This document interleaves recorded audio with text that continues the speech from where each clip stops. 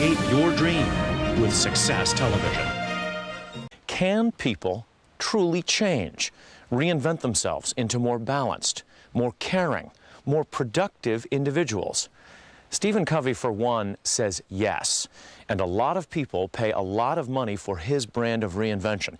In fact, leaders of corporations, all kinds of organizations, pay $500 million a year for his brand of reinvention.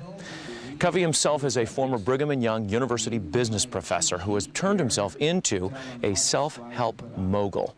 And his first lesson for leaders is that they are the product of their own choices. Okay, let's start then with the 7 principles. And the first one, obviously, is to be proactive. And what fascinates me is that it jives with this notion that you're not a captive of your past. Right. Describe that for us.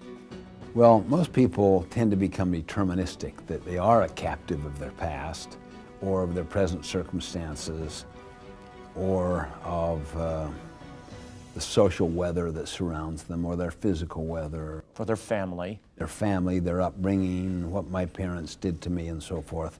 The question I often ask is, are you a product of nature or nurture? And almost everyone says it's nurture or a combination.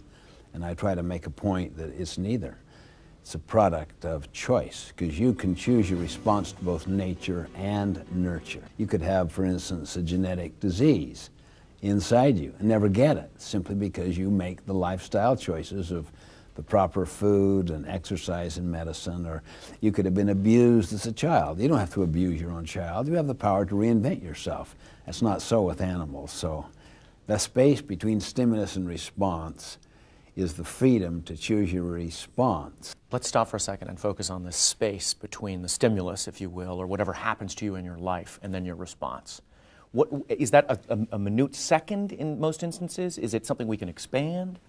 Absolutely, we can expand it. But with some people that have been, say, powerfully deprived or rejected, or maybe this very little space, see? With others that have had very affirming, unconditional love growing up and so forth, they could have a very large space.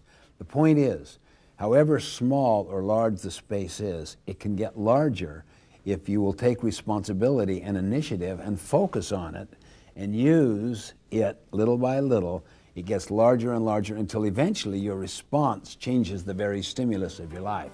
That's why I say that leaders are not born or made, they are self-made.